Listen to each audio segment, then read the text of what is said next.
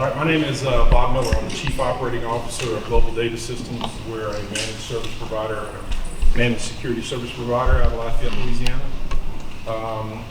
I lived about 7 years of my life here in Lake Charles. The first two kids were born here, so this is like coming to my cousin's house when I come over here.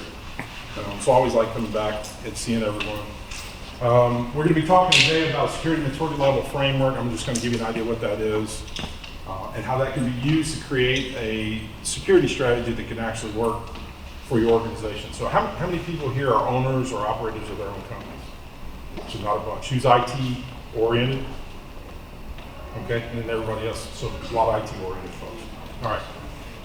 Vic already knows how to control his organization and do a lot of the right things, but for the rest of you guys, then this will maybe be something that you can use to help leverage your leadership into actually developing a strategy and using it. So that's where we'll go through this. There are tons of frameworks in the cybersecurity industry. There are control frameworks like CIS controls, NIST controls. Those are all just technical documentation about things you can do to have as part of your tactics and controls for controlling your organization's cybersecurity. So it's a fair question to say, why do we need another one? Well, we needed another one because nobody knows what the hell the NIST and CIS controls really mean, right? So what I needed to do, I wanted to create something that was more in layman's terms that anybody can understand, that broke down the complexity. There is a lot of complexity in cybersecurity. You can't get around it. It's just the way it is. And regardless of how complex it is and how difficult it is a lot of times to understand, every human being is going to have to operate in that environment of fear, doubt, and confusion as it relates to what cybersecurity really is. So being able to kind of break that down into, okay, here are all the types of elements that you can use. Not every company needs all of them. Every company's different, but you're going to have to be picking and choosing parts of this to improve the security posture of your organization. One way or another, you're going to do it. You're either going to do it as a preventative measure and start putting these layers in place, or you're going to do it after the flames look in the ceiling once somebody's taking advantage of it. It's really a choice about when you want to take the jump to actually improve your security posture of your organization. So it's hard to discuss. People need to, have a need to understand it. I'm trying to put it in layman's terms, like I said, and it helps create a strategic discussion with a company. So if you're a service provider, if you happen to be working for a service provider, this is a way you can kind of start broaching the subject of cybersecurity and breaking it down into consumable chunks that people can understand. So what is the security maturity level? I mean, really what it boils down to, it's how much of an investment an organization's made in their cybersecurity strategy. First of all, if you're a company, do you have an IT strategy? Do you have a cybersecurity strategy? I'm not talking about having a couple point products that you bought off the shelf and then plugged in and said, hey, I'm good to go. That's not what I'm talking about. I'm not talking about having a firewall that has the same configuration that the manufacturer had on it when you plugged it in. I'm talking about if you really thought about your organization in terms of what are the critical assets that are a part of this company that keep this production line. Every company's a production line. We can all agree about that, right? There's something that goes on that brings business in the door. There's something that goes on to move that through the service delivery and support mechanism. And there's something delivered to a customer which they exchange money for. That's a production line, right? You can term it in any way you want, but that's really what it is. And there are critical components of that whole production line that have to be protected, that are the critical parts of that. It may just be your billing system. I mentioned this example in a session earlier, is that, so I'm in with a lot of these MSSPs and we do a lot of web conferences about this and we talk about these things openly. And everybody says, well, my company's not big enough. My company's not big enough to worry about this sort of thing. Well, 20-person manufacturer of trailers, the kinds of trailers we haul things around on all the time. They build trailers, they weld up trailers, they sell trailers. 20 people. They lost $576,000 because of a social engineered action tactic against them that got them to wire money somewhere else. Because somebody played like a critical vendor and said, if you don't give me the money right now, you're not going to get your supplies. And they sent them a wire for $576,000. It's going to take them 100 years of making trailers to make that back. You're never too small to get the snot knocked out of you. You just need to be aware of the fact that you just haven't come up on the list yet. At some point, someone's going to take a shot at you. It might be an idiot, there are lots of little kids out there who are emulating bad people and doing things, but sometimes they strike home too. It doesn't matter whether it's a professional or somebody who's an amateur. The point is if they compromise you, they compromise you. It's not going to matter who they are at the time.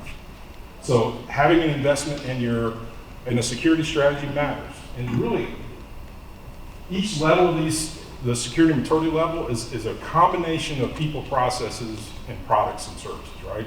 Those are the things that make that all work. So for your people, you got to have procedures in place and processes in place that help control this. Like in the case of this trailer company, if they would have had one rule that says, hey, before you punch the go button to wire, call me, I'm the owner of the company, and tell me, hey, I'm about to wire this money for you to this account. It doesn't take a consultant to come in and set that one procedure up, right? It's just making a decision that says, hey, before we wire a big chunk of money over $1,000 somewhere, you call me verbally and I want to know about it. That would have stopped that from happening. That's a people and a process issue, right? Security in depth. We call this a security in depth approach because everything from when you're starting to get access control about who gets to log into what assets and where, that's one layer of a defensive posture. If you have a business email, a spam filter, or an email security appliance that's filtering all that out, that's another layer of security, right? It's the same way that everything in the universe works, right? Us at home, we have different layers of security. We got lots of lights around our house. We got an alarm system around our house. We got firearms around our house. If you're from the Southeast, we got a sign out in the yard that says we don't call 911. That's a layer of defense, right? Lets everybody know where we stand. So those are layers of defense. Well, cybersecurity has the same architecture. There are different pieces that you put in place for different parts of your ecosystem that makes up your production line. And those are the things that you can protect, right? It's a baseline. The security maturity level is a baseline to measure yourself against, because the other thing you need to do is once you establish your baseline, you need to be able to show that you're making improvement against it. So we needed some way to kind of measure ourselves against ourselves. It's like my golf game. I'm not playing against anybody else, promise me. I'm playing against myself. And sometimes it's splitting hairs, how bad it is, right? Same thing here. Having the ability to measure yourself against, from a relative statistics standpoint, helps you move yourself forward. And it aids in the decision-making process for things like budgeting. So what's the security maturity level look like? No strategy at all. In other words, no one's got in the room with the team and says, okay, what's our critical assets? How are they all hooked together right now? Do we have a device inventory? Do we have an inventory of every device that's on our network? So every piece of equipment that's plugged into our network, do we know what it is, where it is, and what it does for a living? Right? That's a device inventory. Do we have a network topology map about how those things are actually put together and segmented, so that if you break into segment A, someone breaks into segment A, is it really easy for them to get all the way over to another part of the network? Or do they have to work a lot harder? Because you've thought through, hey, let's segment our network so it makes it more difficult for people to see the entire scale of the network just by breaking into one piece, right? You have a patching discipline. Oh, are you missing the big three? Device inventory, topology map, and change management. Change management is just a procedure. It says, okay, once I've got a device inventory, once I got a topology map and it's real, anytime I make a change to the network, I have to go back and update those other two. Because if you do the inventory and you do the topology map, but then you don't have change management, which is just a procedure to say, okay, when technician A is going to modify my network or a device, I go back and update the other two, then you didn't gain anything by having the device inventory and the topology map, right? So you have to have a tight control on it. Those three, you don't need anybody to do. People in your organization can go do those device inventory, the topology map, and the change management process. You can put into place for $0 external dollars to another organization. If you do those three, and then you do the big four that I'm about to show you from multi-factor, I'm gonna get that here in a second.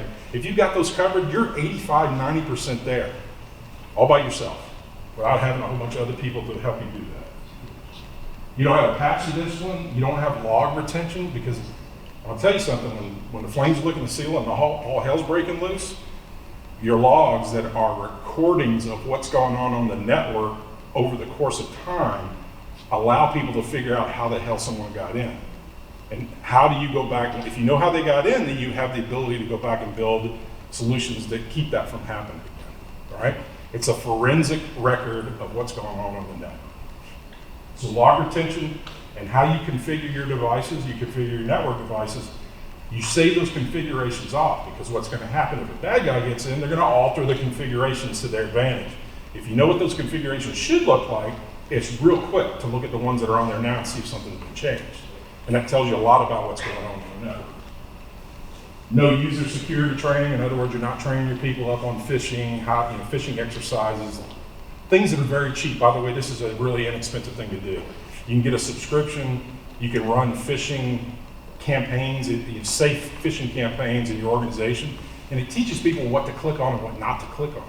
And then there's a learning management part of it where you go through training, helps you get better at identifying these things, right? And then fractional or no use of multi-factor authentication. What I mean by fractional is people say that, hey, we got multi-factor. It's on that box and on that box. Okay, what about the other 98 boxes that are on the network? Oh, we don't have it on there. That's not really multi-factor. That is just a fractional application of it.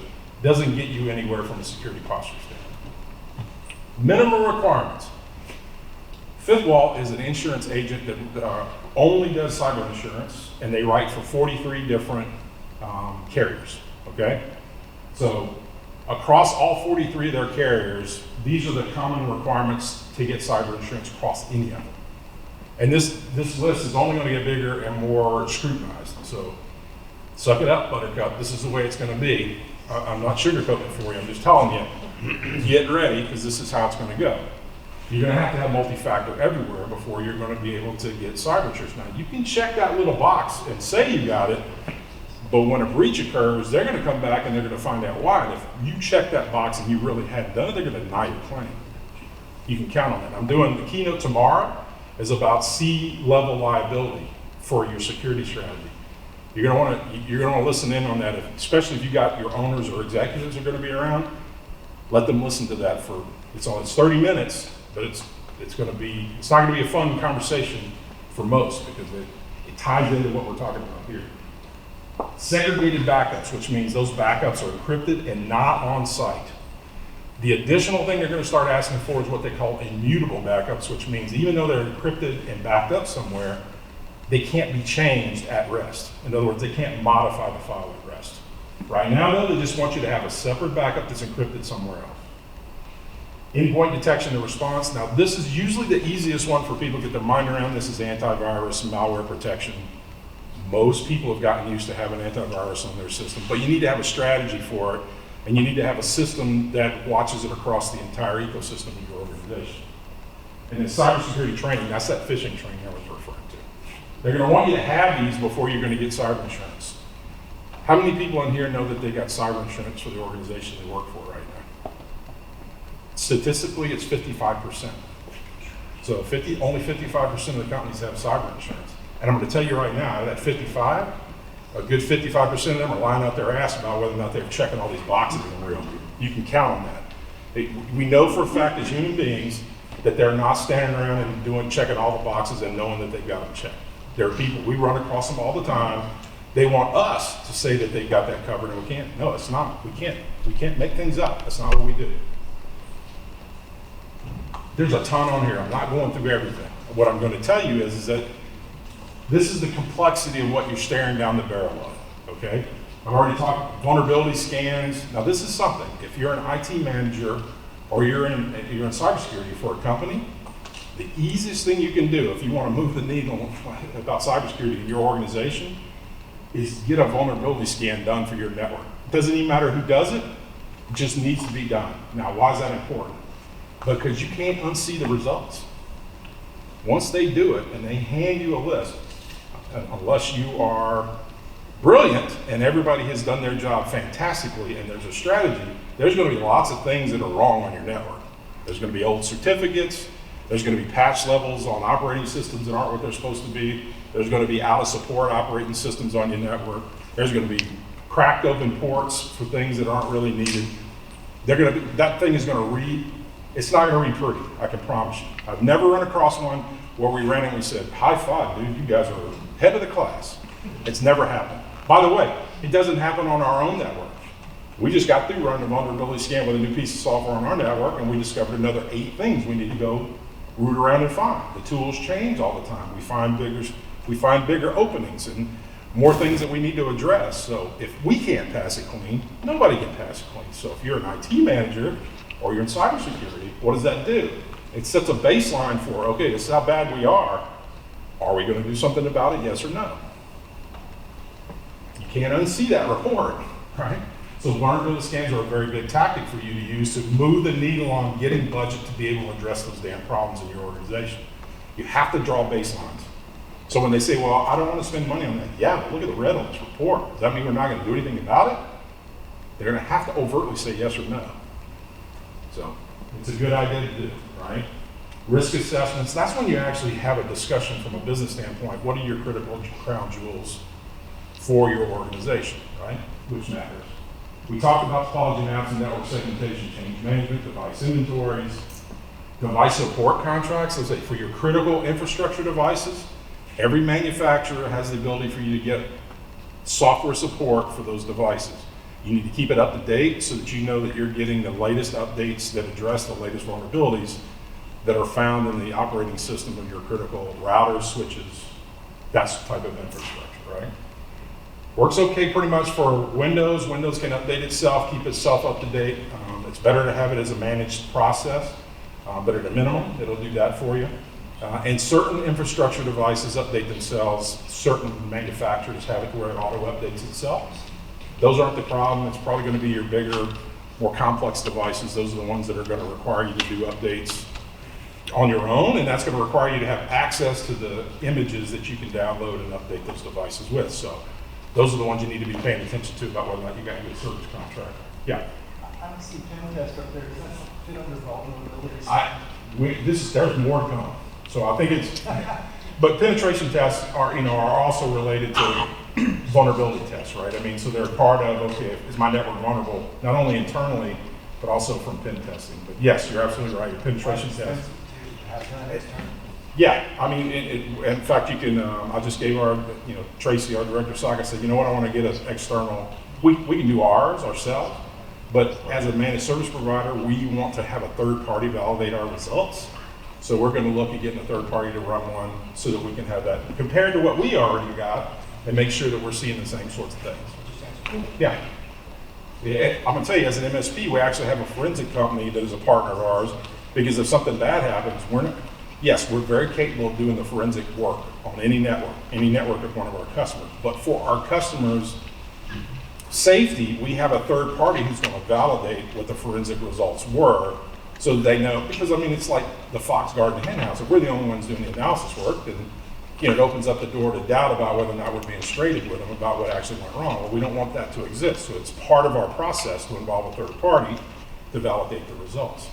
Right? That came into play a few years ago when SolarWinds, we had a little SolarWinds debacle that some of you may or may not have heard about, but it was the first $1 billion company that really was involved in everybody, military, financial sectors, the whole 9 yards. And they were monitoring the management software. So, and they got broken into. They got broken into by a nation state who was very smart about how they went about it. We had SolarWinds as a piece of software, so we went through the incident response plan for ourselves to make sure that we recovered, and we engaged a third party to validate that we had not been compromised. We found out we weren't compromised, but we had a third party validate the results. Because I knew if I didn't do that, someone down the road was going to say, hey, I think this virus I got, you guys 2 years ago got hit by that thing. This is probably related to it, which I don't even want to have that discussion, right? So we had a third party involved in to make sure that we were all clean, and we got our incident coach. By the way, when you get cyber insurance, which is on the list, you should have a discussion with the incident coach that's associated with your cyber policy. That is a legal firm. If you have an incident, you're gonna call your carrier. Your carrier is gonna hook you directly up with this legal entity that is the incident coach. Once they're engaged, then you're covered by client-attorney privilege on everything you talk about as it relates to this incident. They're going to tell you what to say to other people. They're going to tell you what you can and can't do internally. But more importantly, all of your discussion and evidence digging and looking at all the telemetry is covered by client-attorney privilege, and it's not discoverable in the legal process. sounds like, hey, that seems like that's not necessary. You're fooling yourself. Doesn't matter who you are. Everybody here knows. All you got to do is get Gordon or one of these other yahoos that's got the pill board up and down the damn I-10.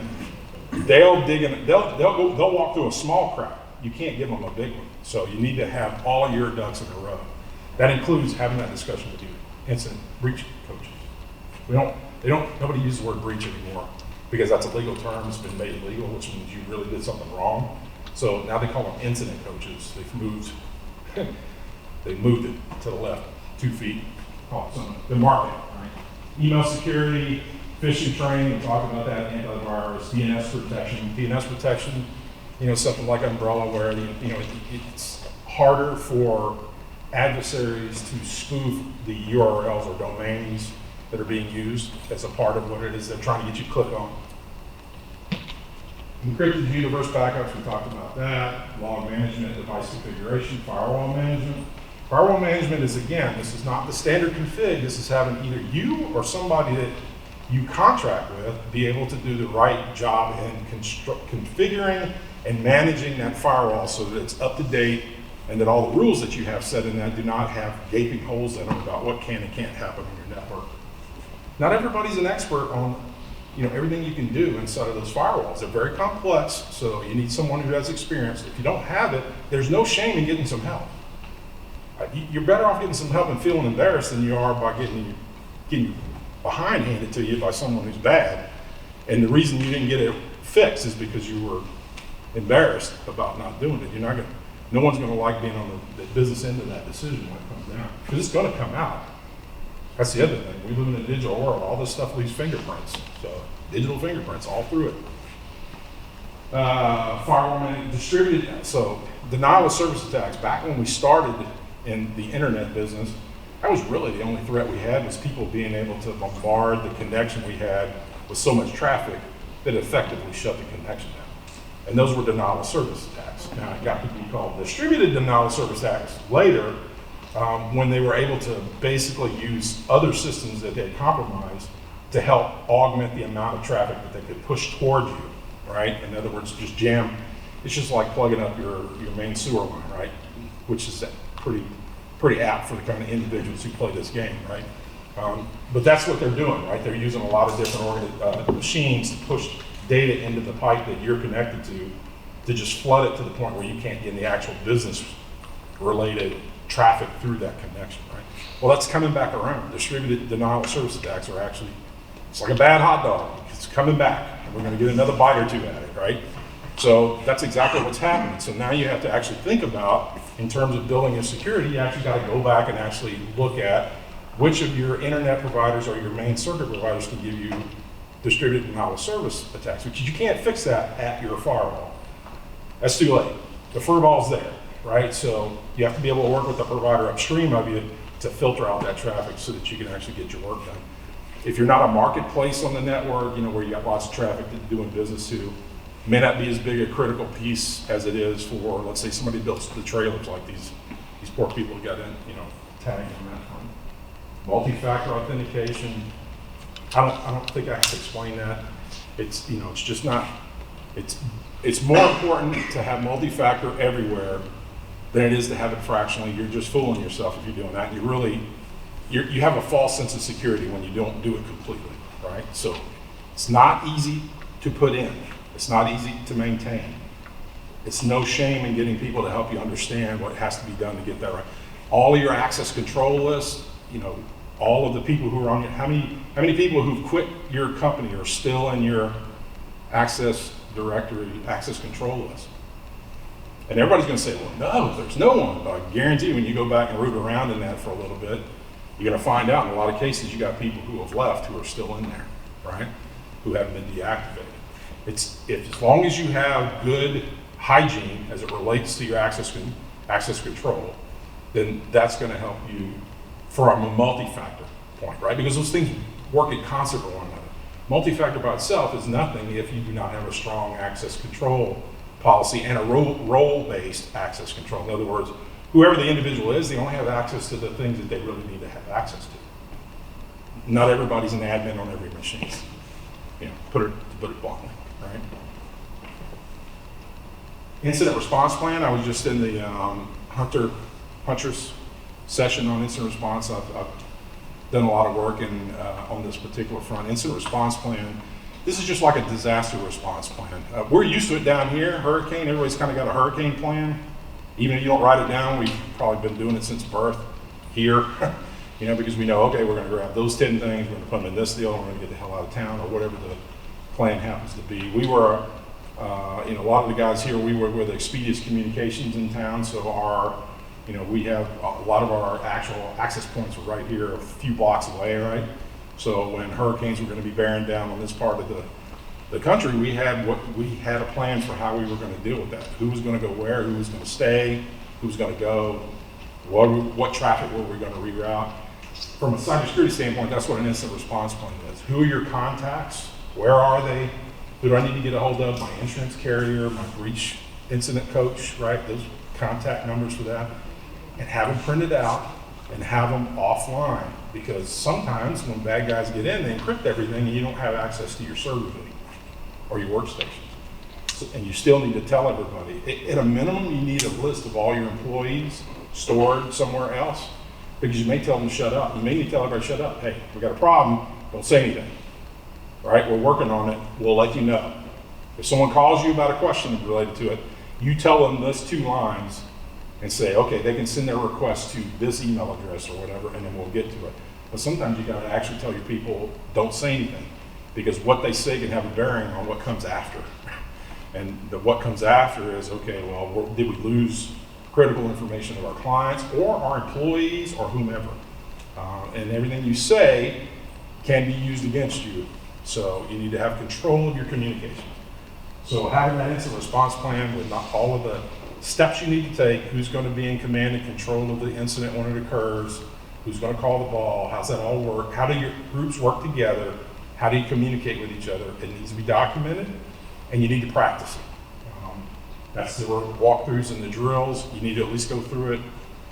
Just like we do fire drills, we pull the alarm, everybody goes out to the rally spots, we all count heads, and then we go back in the building. That's an easy drill. This one takes a little more effort, but hopefully you don't have to use it ever, right? But you do need to do walkthroughs, because until you're in one of these, you do not realize how stress-filled this situation actually is, and how fatigue and emotion starts playing in this, because it is like being in a firefight. When you're in the middle of this and you're trying to save your network or your company or another company that you're doing business with, everything that makes that company work is at risk at that moment.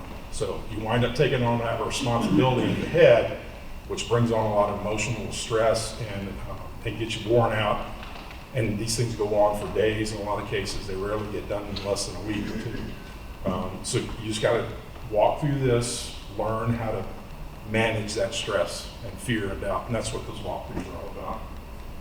Here's your penetration testing, by the way. You were asked about penetration testing. It's there. Also, basic IT security policy, like what are you allowed to do on my network, on your work network? Are you allowed to run Winamp on your network? As Tracy found out yesterday, he's not allowed to run a piece of software on our network that's not in our database. So we have an automated software inventory process. It looks at our machines real time, and if someone installs a piece of software that's not in our database on whitelisted applications, that person gets an email, and their supervisor gets an email and says, hey, by the way, you've got an unapproved piece of software you just installed on your piece of equipment. You need to either remove it or follow this procedure to get it whitelisted. It just so happened, Tracy, who runs the SOC, and I am his supervisor, I got that email yesterday, and he had put Winamp on his machine, and the system worked like it was supposed to. So the rule applies to everyone, right? Again, that's a procedure that we've put in place, though, right? We've used our tools and the automation so that I know, even if it's our SOC manager, he installs something that's not approved, I'm going to get an email, he's going to get an email, everybody's going to know, right? What's even worse is if we send that through another system we have, and that turns out to be malicious, and we can determine it by running it through a couple of our other systems, because there's a lot of software that your normal antivirus and malware will not detect. It'll say it's an unknown type of file, But it won't say it's bad because it doesn't match any of the indications of compromise that are in any of the threat databases, right? We've got another piece of software that looks at it at a much deeper level. If it does that, it automatically opens a case with the SOC, and there's no gray area. We go into DEFCON 5 like then. We go deal with it right then, all right? So, but that's work we have done to add another layer of protection in our network, right? It's an advance, that's very advanced, and we're using our tools to do that and our automation to do that. But it makes me sleep a lot better when I see that even if Tracy goes and installs Winamp on his damn machine, everybody's gonna know all at one time. So, you know, I slept really good about that. Did it actually let him install Winamp? Oh, it did. I mean, here's the reason. And look, Tracy and I have had this debate, because I don't want to be draconian to the point where you can't use anything on network or get any work done. I don't want to be that way. I want to tell people, look, if you want to use a piece of software, follow the process. But once you do follow the process, I want you to be able to do it. And I don't want to have to tie up 100 resources to get it done. So there's always a balance between what you're willing to accept from a risk standpoint and what you have as a system to back up your decision-making process. So I err on the side of, I'm willing to let him install something. I'm willing to take the risk of him installing something as long as I know about it immediately, all right? But then, so then I don't have to, my network's not so draconian that nobody gets to do anything, right? So I'm just hippie enough to want it to work kind of free form, but I need the controls on the backside to mitigate the risk. So I try to hit the middle ground. So it's a good question, Vic, but that was the decision I made as a COO to say, look, this is the way, philosophically, this is the way I want to run the organization.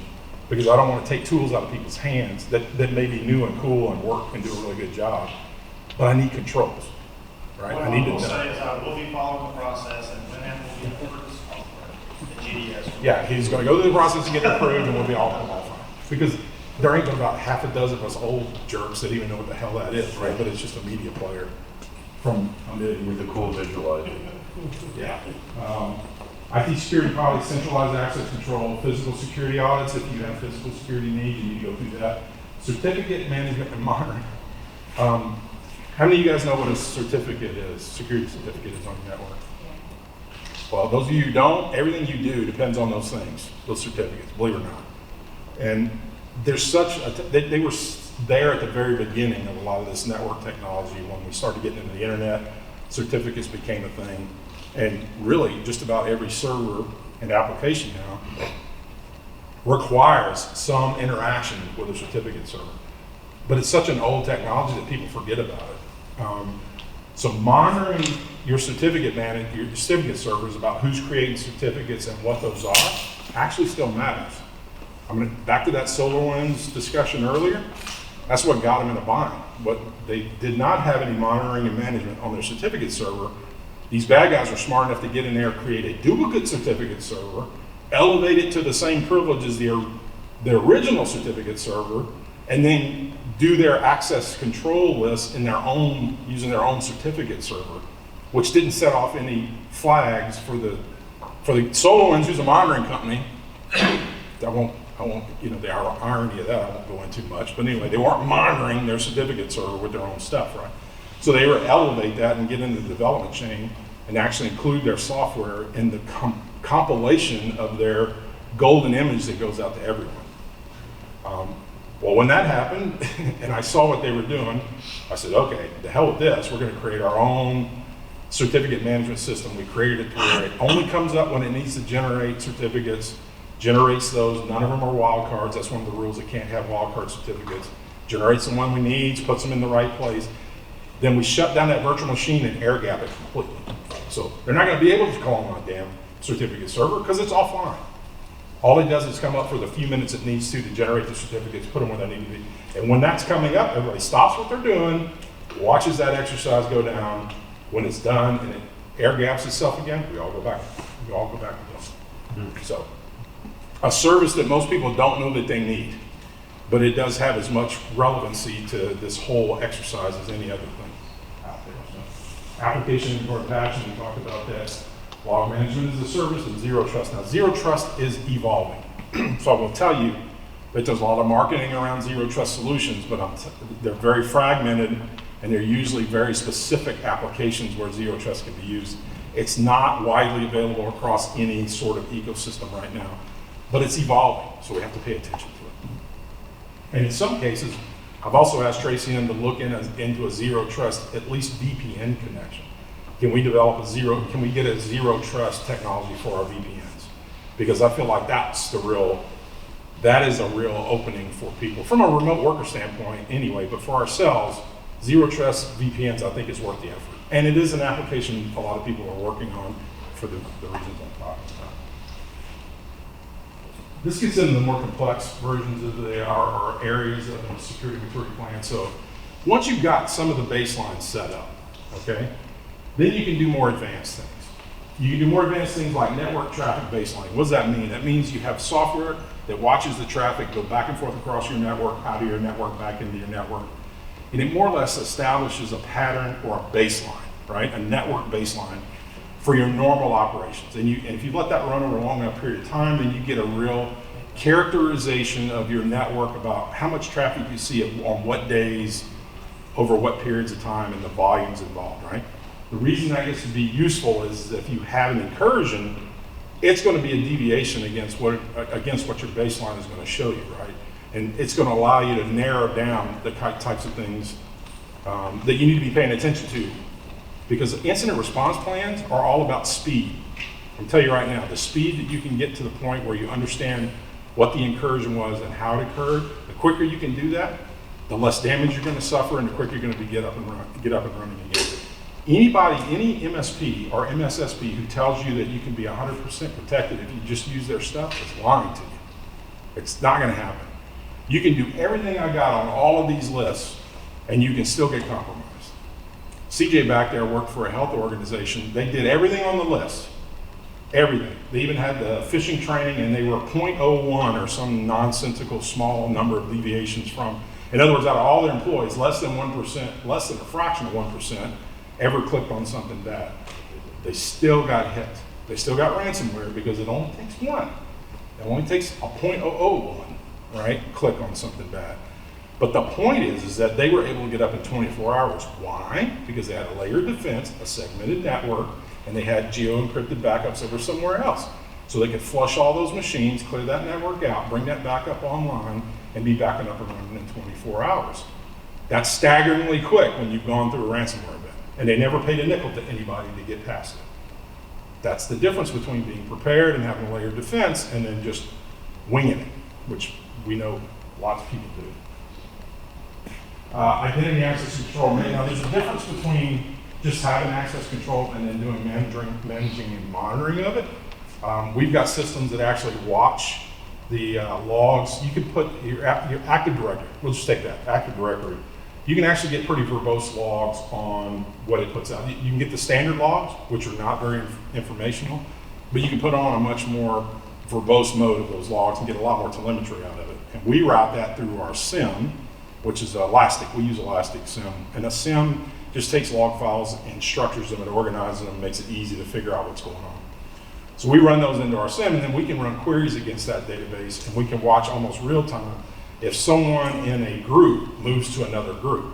And if they move to another group and there wasn't a change management ticket associated with it, then that'll start a case, right? Because that's what happens. When people try to move laterally in your network, they're usually either escalating their privileges or trying to become someone else or get in another group. They have to do something. It doesn't just happen magically. Someone's got to be typing in commands and making things happen. But if you're monitoring that and you have business rules in there, then they can flag those things, right?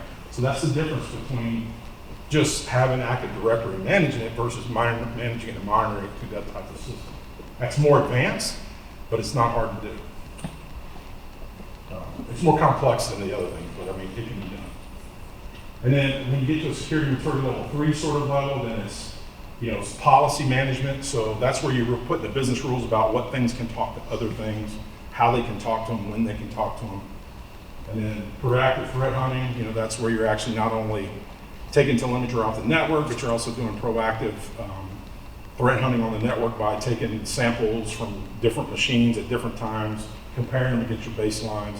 Like in our case, our proactive threat hunting is our automated inventory management system, right? Because that's a proactive thing. If we see it installed, it's proactive. It hasn't caused anything bad right now, but we know about it and then we can go deal with it right then, right? So that's a proactive mechanism for that. And in compliance management, some networks you need to, if you have medical data, credit card data or personal information. Those things are all you have to be responsible about. Having compliance management scans on your network that will measure against all of those compliance requirements and giving you a score of some kind. All right, so what do you do first? Because that's a lot, right? I mean, any sane person says, wow, that's more than I can get my mind around. Well, look, I mean, it's like anything else. First, do a risk assessment of yourself. What are your critical servers? What are your critical processes that keep your company running? Figure out what those are, then figure out what part of your IT assets depend on those, or that they depend on, right? Figure that out first. It's just a common sense thing. Okay, well, in the case of that trailer company, their most critical thing was their billing server and their accounting system, right? That really was that was the crown jewels of their network, and they had no protections on them, right? Didn't have any processes around them. Everybody's business is going to be slightly different, but at least do a risk assessment to figure out what your most, the pieces and assets in your network that have the most bearing on how your company does on a day-to-day basis. Start from there. Determine how much an hour of downtime costs you. We have a logistics company that got ransomware, and I think by the end of it, they were about $10 million in the hole. Just not the amount of money they paid to get it fixed, just how much they lost in business by not being able to haul stuff from point A to point Z because their systems were down. Figure out how much it costs if your company's down for an hour. Then look at the average number of hours a company's down when they have an incident, and then multiply those numbers and get a feel for what your budget is. Yeah. One thing on what Bob just said, that we're not going to use names, but said logistics company, you see me over there in the corner earlier, tapping away. Same company still uses shared user accounts on it. Yeah, and we tell them. We say, hey, this is what you're not supposed to do, right? Why they keep doing it? Later. Why they keep doing it when they have paid the price that they have paid is mind-boggling to anybody of any kind of real that's sane, but it's a business decision that they're making, right? So. But as your client, and you advising them of best practices and them willingly refusing that. We document the hell out of that. Yeah, absolutely. As a managed service provider, if you're a service provider, when someone makes a decision against your recommendation, it's like a doctor. Yep. If a doctor tells you to do something, you say, no, I'm not going to do it. He's going to write in a record. Patient refuses to do it. This is the same thing. Or a director or a department. Yeah, whatever. It doesn't matter what it is. Yeah. We follow our standard notification process to let that organization know, okay, well, we recommended this and you determined not to do it. You have to let them, you have to let your children wander in the world. You just hope you got them smart enough to, not kill themselves. Sometimes companies are a lot dumber than your kids, which is fascinating to me. Determine the liability of losing customer information. You need to figure that out. You need to know the ramifications of not passing an IT audit, right? If you've got compliance requirements and you don't pass an IT audit and they tell you about it and you don't fix anything and they come back and do it again, you need to understand what the ramifications are to your business. They may shut you down, right? Depending on who it is. If you're a financial institution, you don't get passes on that. They come to an audit and they tell you to fix it, you don't fix it, they will shut you down. How bad are the social media? You got to worry about this now, cancel culture, right? How bad is the social media impact going to be if your employees' information gets out because you didn't protect your employee database? What's that going to look like to the world? What's that going to look like to your customers or your suppliers? That's all about risk tolerance. And for God's sakes, just do these four. Get multi-factor working everywhere. Get your damn backups encrypted in somewhere else. Make sure you got a solid endpoint detection and response system, whether you're managing it or you get help managing it. And for crying out loud, do the cybersecurity training for people. Teach them what not to do. This is 85% of the battle. It's 80% of the battle at a minimum. 8 out of 10 times you're going to avoid a problem if you just have these four basic things in play. This is not rocket science. And then you go work on the other things, right? Having your cyber insurance evaluated. If you don't know somebody, let us know. It's free. They will look at your cyber insurance policy. They will compare it to what they think your needs are based on a few risk assessment questions. And they'll tell you, are you covered enough or not? You may not be covered enough, right? And they're going to ask the questions. Have you got multi-factor ever? They're going to ask those questions. And they'll tell you Cyber insurance wise, you ain't got the right coverage, or you don't have enough of it, or you don't have it in the right area, or they've got these weird riders on it that if, that only certain conditions will allow you to claim against it. That's important from a business continuity standpoint. Change management policy, you can put this in place yourself. Touch the network or change it, you gotta let us know. We change all the records. Phishing training, endpoint, we talked about DNS, device inventory, vulnerability scans, these are all things you need to work on next after you finish those first 4. This is called building a strategy, right? And then you look at these, you can't do them all at once. Figure out which ones you can do and put them into stage them. Work with a managed service provider if you need to help stage these and figure out what to do. But don't ignore them, is the point.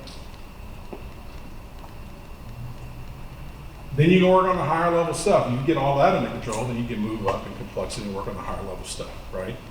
Network baselining, access control. Then you work on multi-factor for cloud because the cloud's different than usually on-prem multi-factor, right? For the most part, like Office 365 has multi-factor built in. You can use for basically free. So you need to, those you need to address this in a different way than you do your on-prem stuff. We work with a lot of enterprises that are pretty large with multiple sites, so they have a lot of infrastructure they already own. They're not all cloud-based. So when you deal with that, there's a lot of on-prem stuff that you work with. But if you're all cloud-based, then you can use cloud-based assets. And then make sure your firewall servers and endpoints all have some sort of management on them, either by people who are capable in your organization, or by getting someone who can help you do that on their own, separate and apart from that. And then this certificate management and monitoring, you really need to put some logs on it and put those logs somewhere in the minimum. Because I know that's, after seeing a $1 billion company brought to its knees with this, it's clearly important. And then it gets a little complex from there. It's true that really there's nothing complex about the DDoS thing. You just got to work with a provider who can give it to you, who can put that on the circuits that you're connected to. That one's not as much work. It's just a little more complex. You have to know that you got to talk to your provider. You got to know what to ask them to get the right service. Zero trust identity where it's possible. Baselining, incident response management, and plan is really important. Threat hunting and compliance. Those are all the more complex ones. If you don't have the skills, get some help. It's real simple. Raise your hand. Don't sit there and worry about being embarrassed about it. It's not going to do you any good. I tell this analogy all the time. My dad, I remember coming home and telling my father, hey, I was working for a service provider at the time, internet service provider, one that a lot of us have worked for. I said, you know what, Dad, my department and everything, it is rock solid, dude. It's clean, it's operating clean, it all works like a clock, it's just doing great. And he says, yeah, okay. How about the other departments? The other departments, they're not my problem, what they're doing. I mean, they got their deal, I got my deal's working. He says, well, I'm gonna tell you something, let me just keep this in mind. He said, it doesn't matter how clean your end of the P-row is, if the idiot on the other end is drilling a hole in the bottom, you're both gonna be up to your alligators, someone's gonna ask who had the drill.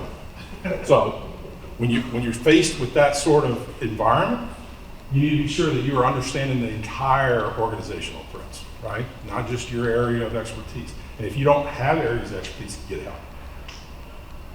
No solution removes all threats. If someone tells you that, you need to move on. You need to just quit talking to them because they don't know what they're talking about. Or they're being dishonest, which is even worse. Best you can do, minimize the amount of damage, minimize the amount of downtime. That should be the goal with any layered security system. Minimize the damage, minimize the amount of downtime. Call your be sure, if you have cyber insurance, make sure that you talk to your incident coach.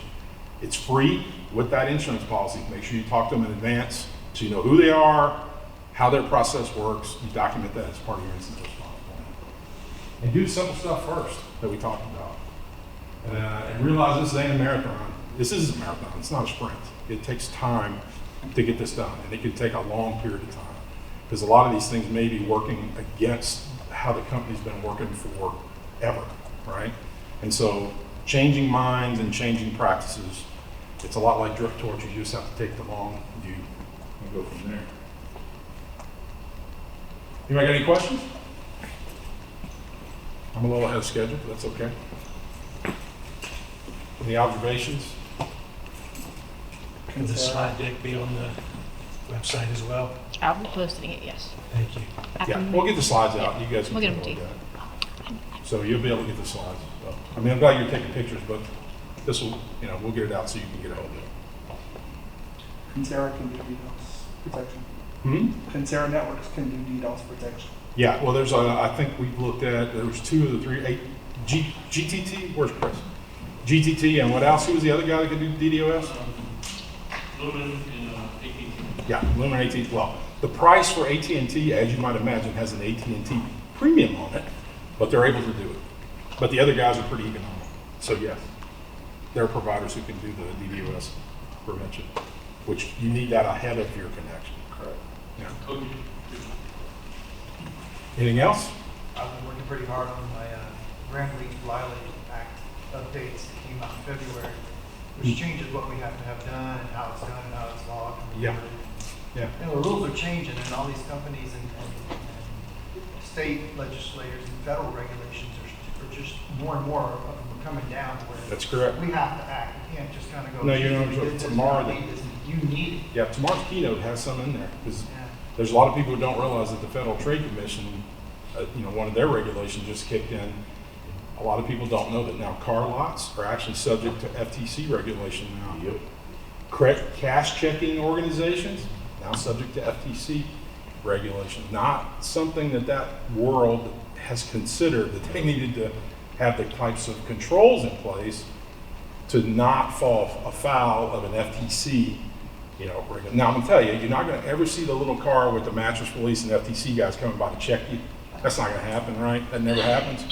But what I will tell you is if you get busted, if someone compromises your network, and it turns out that you did not have a control in place that you were supposed to, and you're one of those companies, you can bet that they're gonna come raining down terror on you at that point. So we're getting our marching orders handed to us essentially. Yes, and by the way, These controls. I mean, you can't just I hate to decide equate it to this, but I want to let you know, it's a lot like when you just throw a handful of grenades in a room full of monkeys. Somebody's going to snatch the pin out of one eventually, right? And these government regulators don't understand how all this works. They really don't, okay? So at some point, they're going to blow something up by putting a regulation in place that just won't work, right? FCC does this all the time. So there's a pattern to it. But we're still responsible for it, to your point. And Anybody got to any- Bob's point there, the federal and state stuff's coming down, and you just take, protection of one area of business. I don't know if it's, most of you guys either have worked in oil and gas, have family that work in oil and gas, or live next to oil and gas, right? The Colonial Pipeline happened a few years ago. Major pipeline, had to shut it, major outage. Ended up coming down to essentially somebody got in through a PLC with Programmable logic circuit. tied into a hub, yada, yada, yada. Yeah. What they don't talk about, the dirty talk about it, is that before that, they had an auditor come in and had specifically walked to the point in the control room and said, that has to go away. They did it. One of their executives, I don't know if they were in jail, but they got fined multiple millions of dollars. Yeah, check out the keynote tomorrow morning because those criminal cases that's part of that discussion we're gonna have tomorrow morning. It'll be part of the keynote. You're not gonna run from this anymore. Yeah, the popo's coming. Yeah, absolutely. Anybody else? All right, What was I'll your check. favorite What'd you say, Tracy? What was your favorite Winamp skin in 1999? Ooh, It was like the neon, you had like a neon blue one or whatever. what was the Thanks thing again. about a llama or something? Yeah. What was the catchphrase? Thanks for everybody.